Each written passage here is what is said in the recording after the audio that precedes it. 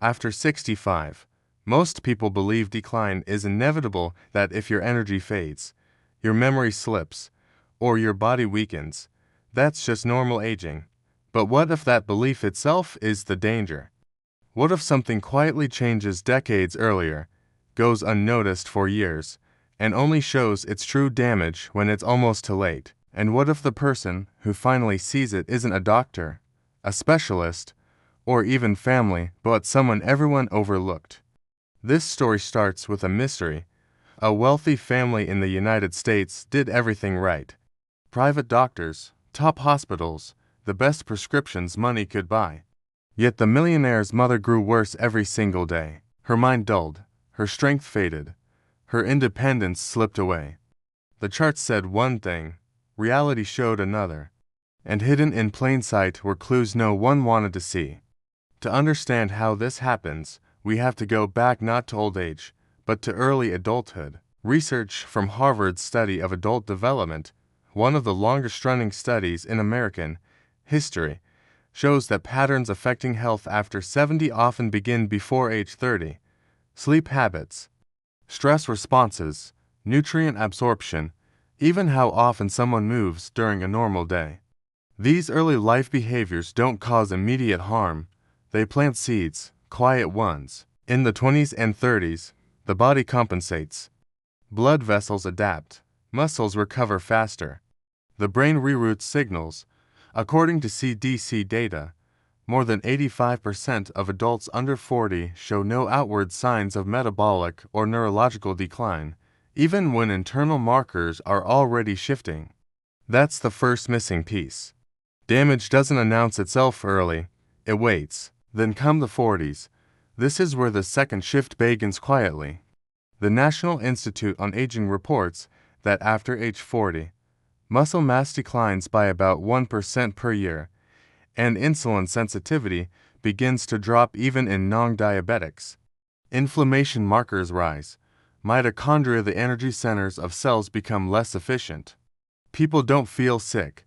They feel busy, tired, stressed. Doctors often call it lifestyle. Patients call it life.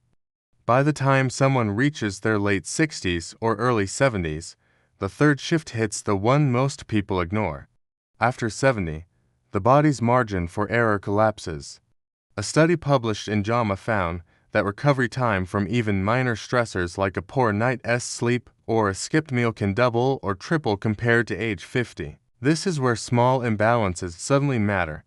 Hydration, protein intake, micronutrients like magnesium and B12, light exposure, daily movement. This is exactly where the millionaire's mother stood. On paper, she was stable, her blood pressure was controlled. Her cholesterol numbers looked acceptable, but her days told a different story. She became weaker, more confused. She stopped finishing meals. She slept at odd hours. These weren't dramatic symptoms, they were subtle.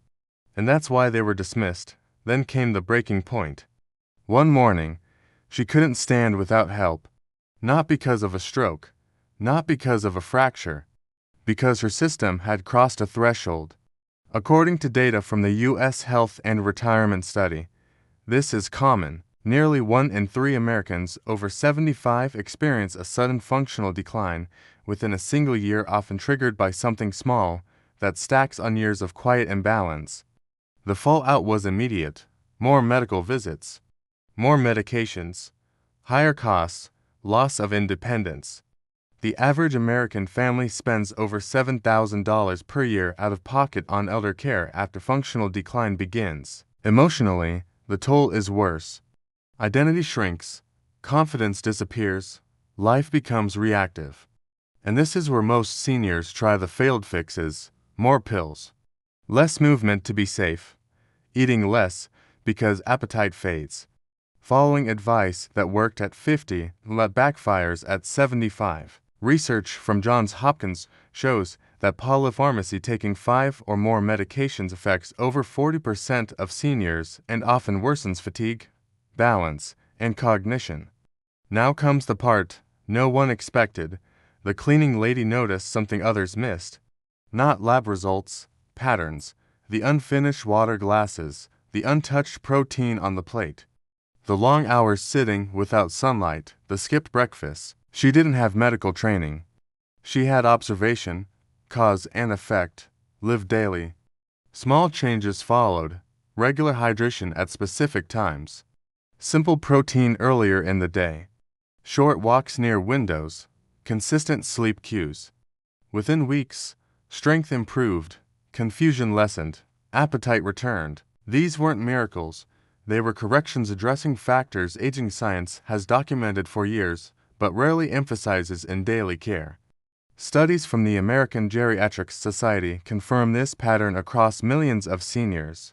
Functional decline is often driven not by disease alone, but by cumulative neglect of basic physiological needs that change after 70. The problem isn't that nothing works, it's that the wrong things are prioritized.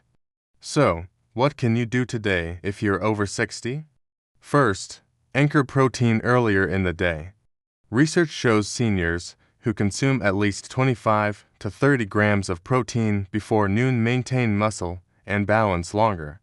Second, structure hydration. Not drink more water, but consistent timing. Dehydration is linked to cognitive decline in over 20% of Americans over 65.